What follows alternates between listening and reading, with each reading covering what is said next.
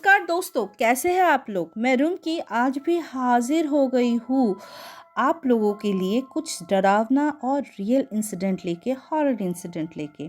मेरा एक दूसरा चैनल भी है जिसका नाम है कथाएं गल्प भूतरे एट द स्टेशन। वो बंगाली लैंग्वेज में है। वही सारी घटनाएं जो डरावनी इंसिडेंट है हिंदी में मैं आप लोगों के लिए ला रही हूँ।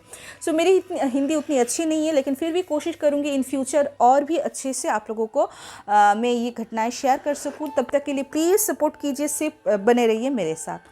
तो आज का जो पहला इंसिडेंट है ना, वो एक्चुअली श्रावणी मुखर्जी मैम जो नासिक से है, उन्होंने शेयर किया था। तो ये कसारा घाट को लेके है। तो जो मुंबई नासिक में रहते हैं आप लोग, कसारा घाट आप लोगों को पता है मोस्टली मीन्स बहुत ही एक हॉन्टेड हाईवे है, ठीक है। सो आज बोल सकते हो हॉन्टेड हाईवे स्पेशल एपिसोड हो रहा है, क्योंकि नेक्स्ट वाला स्टोरी भी हॉन्टेड हाईवे से ही रिलेटेड है। तो कसारा घाट में जनरली बोला जाता है, सबको पता है कि वहाँ पे एक हेडलेस फीमेल है जो सबको डराती है। एंड उनके वजह से काफ़ी एक्सीडेंट भी हुए हैं, काफ़ी लोगों की मौत भी हुई है। कसारा घाट बहुत ही एक सुंदर सा एरिया है जहाँ पे पहाड़ है, जंगल है, बहुत सुंदर एक नेचुरल ब्यूटी से भरपूर है। तो मैक्सिमम टाइम में रात में जो ये आज से 15-20 साल की बात पहले की बात कर रही हूँ कि मैक्सिमम टाइम में ना, जैसे रात को कोई इस कसारा घाट हाईवे से जर्नी करते थे, मैक्सिमम ऑफ देम ना ये हेडलेस जो औरत थे इनको दिखाई देती थी। एंड इसकी वजह से बहुत सारे एक्सीडेंट भी हुए थे। तो मैम ने जो मेरे साथ इंसिडेंट शेयर किया था, श्रावणी मैम ने, ये तकरीबन आज से पकड़ लीजिए 4-5 साल पहले की बात है, कसारा घाट की ही है। तब उनकी माताजी का देहांत हुआ था, जैसे 1 साल भी नहीं हुए थे। उनकी माताजी अपने बेटी के घर ही रहती थी और उनके 2 बेटे नानी के साथ बहुत ज़्यादा अटैच थे, स्पेशली बड़े बेटे। मीन्स नानी का जब आखिरी समय भी आया ना, तो बड़े बेटे यानी नानी का तो नाती होगा ना, बहुत सपोर्ट किया अपनी नानी को, देखभाल किया, बहुत ही टेक केयर किया। तो नानी का देहांत के बाद डेफिनेटली सबका मूड ऑफ था। तो एक बार क्या हुआ, उनको एक काम के वजह से मुंबई जाना पड़ा। सो नासिक से मुंबई 2-2.5 घंटा ही लगते थे। तो वो बाइक से गए थे और उसी दिन रिटर्न करने का बात थी। तो वो रिटर्न जब कर रहे थे, मैम का जो बड़ा लड़का था, सो तब वो रिटर्न कर रहे थे ना, अचानक उनको ख्याल ही नहीं था कि वो कसारा घाट क्रॉस कर रहे हैं, वो पर्टिकुलर वो हाईवे क्रॉस कर रहा है। तो अचानक से ना वो जैसे सोच के आ रहा था कि वो जो काम उन्होंने करने गए थे मुंबई में, वो कैसा हुआ, तो आफ्टर दैट उसके बाद क्या स्टेप होगा, क्या क्या करना होगा। तो यही प्लानिंग कर करके आ रहे थे। अचानक से ना उनका जो बॉडी है ना, वो भारी सा महसूस होने लगा। मीन्स उनका हाथ मीन्स बाइक चला नहीं पा रहे थे, पाँव किक नहीं दे पा रहे थे, बाइक अचानक से बार बार बंद होता रहता था। तो अचानक से उनको ख्याल आया, अरे मैं तो कसारा घाट में हूँ, द हॉन्टेड, माने जो बहुत ही डरावना जो बोलते थे ना, वही एरिया में वो थे। सो वो थोड़ा सा डर गए एंड मन में ना भगवान जी का नाम जाप किया।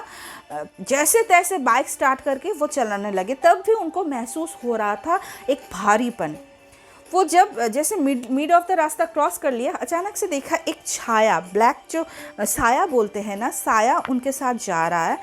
एंड जैसे ही कसारा घाट क्रॉस किया, ब्रिज को क्रॉस करके नीचे उतर के आए, तो वो साया उनको मीन्स वो वैनिश हो गया। घर आते ही अपनी मम्मी को इस बारे में सारे डिटेल्स में बोला। तब मम्मी ने बोला, शायद वो बूढ़ी आत्मा थी जो तुम्हारा प्रॉब्लम कर रही थी, बाइक बंद कर रही थी, स्टार्ट नहीं हो पा रहा था, और शायद वो जो तुमने साया देखा वो तुम्हारी नानी जी का साया था, तुम्हारी मदद करने, तुम्हारी हेल्प करने शायद आया होगा। और जब देखा तुम एकदम अच्छे से सेफली एक सेफ जगह तक पहुंच गए और वो वैनिश हो गई। तो सही में जो हमें प्यार करते हैं ना, आफ्टर डेथ ऑल्सो हमारा अच्छाई के लिए दूसरे डायमेंशन से उतर के आते हैं धरती पर हेल्प करने के लिए।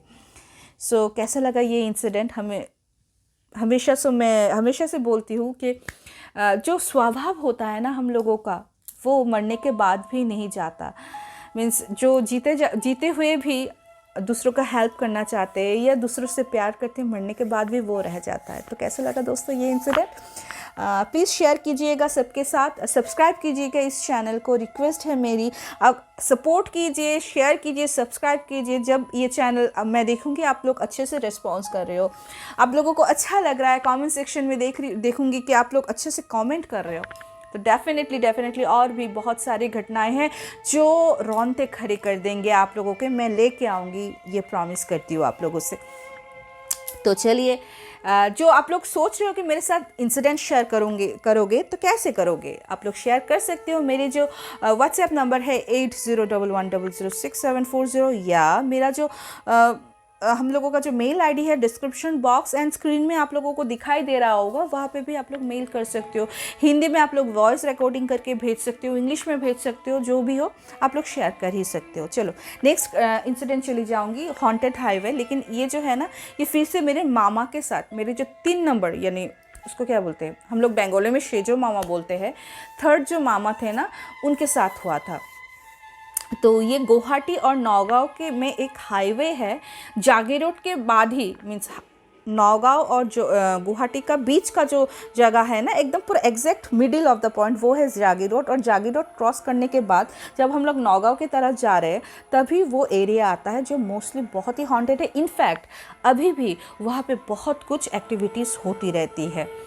वहाँ पे तो मोस्ट एक्सीडेंट बहुत ज़्यादा होती है, इनफैक्ट बहुत बुरी तरीके से एक्सीडेंट होती है। तो चलिए, मेरी मामा जी का इंसिडेंट में मैं चली जाती हूँ। तब हम लोग नैनीहाल में ही थे। हम लोगों का एक रिचुअल्स होता है जामाई षष्ठी बोल के, जब सारे दामाद लोग जाते हैं ससुराल और उनकी आवभगत होती है। तो हम लोग उसी वजह से मैं, मेरे मौसा जी, मेरे पापा सारे गए हुए थे, और हम लोग का प्लान ही था उस दिन हम लोग धमाल मचाएंगे। खाना पीना तो होता ही रहता है उस दिन, मीन्स बहुत खास तरीके के पकवान भी बनते हैं। तो मेरा जो 3 नंबर मामा थे ना, वो एक्चुअली मेडिकल रिप्रेजेंटेटिव थे, और उनका ना एक कुछ मीटिंग था वो गुवाहाटी उनका हेड ऑफिस था। तो गुवाहाटी में मीटिंग था, इसलिए वो नौगांव से गुवाहाटी आए। लेकिन उन्होंने ठीक ही कर लिया था कि उसी रात को वापस चले जाएंगे, क्योंकि पूरा घर मेहमानों से भरा पूरा है, उनको भी तो एंजॉय करनी थी हमारे साथ। तो मामा ने बोला कि हाँ, मैं सुबह में जाऊँगा, और जैसे ही शाम होगी ना, मैं रात तक मैं पहुंच जाऊंगा, तो नेक्स्ट दिन हम लोग बहुत अच्छे से जामा षष्ठी सेलिब्रेट करेंगे, खाना पीना होगा। तो ऐसे बोल के मामा सुबह निकल गए। फिर नेक्स्ट दिन जब जामा षष्ठी था ना, तब मैं देख रही थी नानी ना बार बार मामा जी के घर जा रहे थे, जैसे पानी का पतीला लेके, फिर वो कपड़ा लेके। फिर मैंने पूछा क्या हुआ नानी जी? फिर मेरे पापा भी पूछे मम्मी क्या हुआ?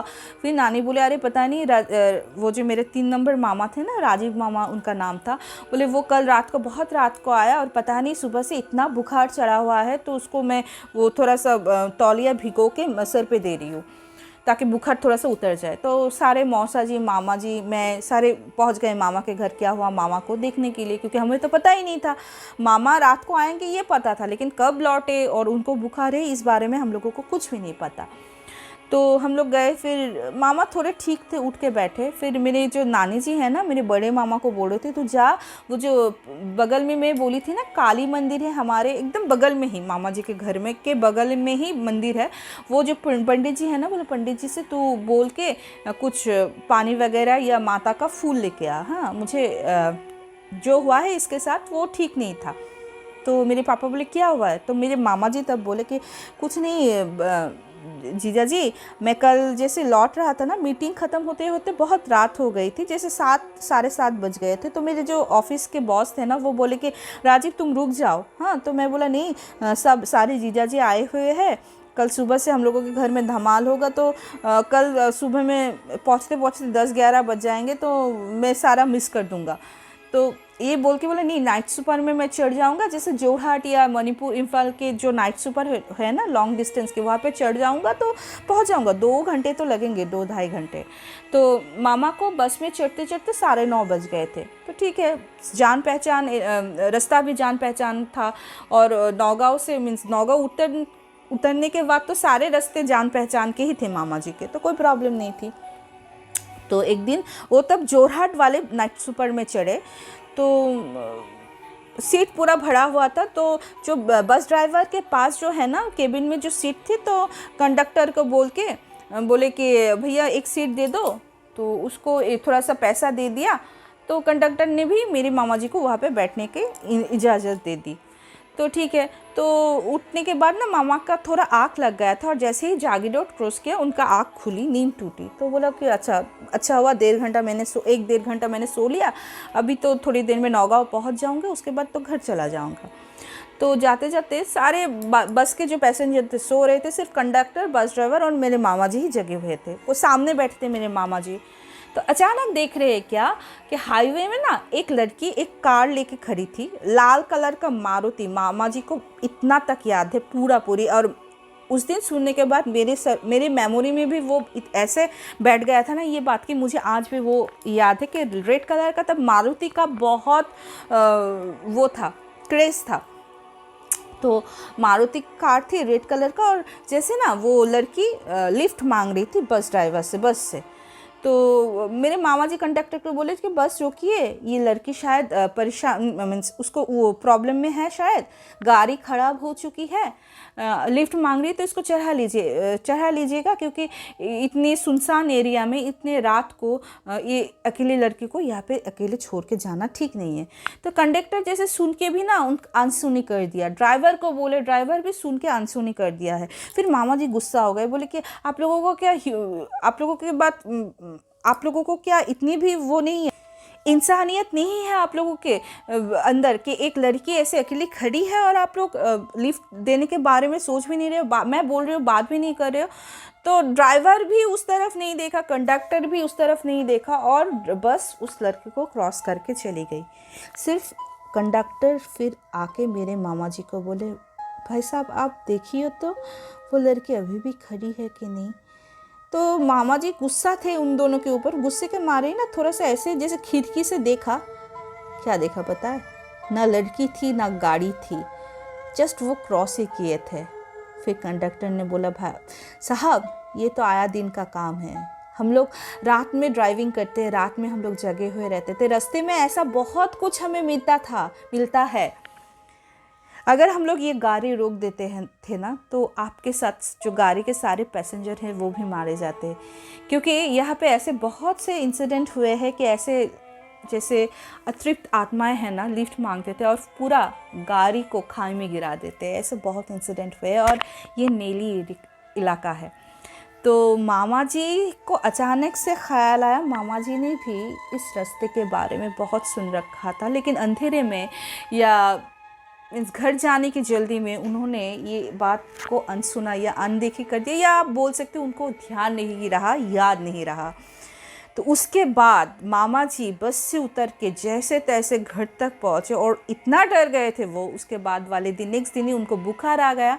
उसके बाद जो मेरे बड़े वाले मामा जी थे ना, मंदिर से मैंने बोला था फूल एंड ऑल लेके आए थे, एंड भगवान जी का सब प्रसाद एंड फूल उनको टच करवाया, तब जाके मामा जी थोड़ा ठीक हुए। तो ये था एक इंसिडेंट, ये मेरा आंखों देखा था। मामा जी बहुत डरे हुए थे, अभी भी उनका जो फेस का एक्सप्रेशन या उनका जो डर है ना, अभी भी मेरे मेमोरी में बहुत अच्छे से क्लियरली मैं याद कर सकती हूँ, मेरी मेमोरी में है। तो कैसे लगा दोस्तों ये एपिसोड? आशा है कि आप लोगों को अच्छा ही लगा होगा। तो ऐसे हॉन्टेड हाईवे का बहुत इंसिडेंट मेरा कथा गल्पभूत रेडियो स्टेशन में मैंने शेयर किया है, वही इंसिडेंट मैं आप लोगों के लिए लाती रहूँगी। और रिक्वेस्ट है, प्लीज़ मेरे साथ बने रहिए। ये एपिसोड मैं यहाँ पे ख़त्म करती हूँ, बहुत जल्द मुलाकात होगी। Till then bye bye, see you soon.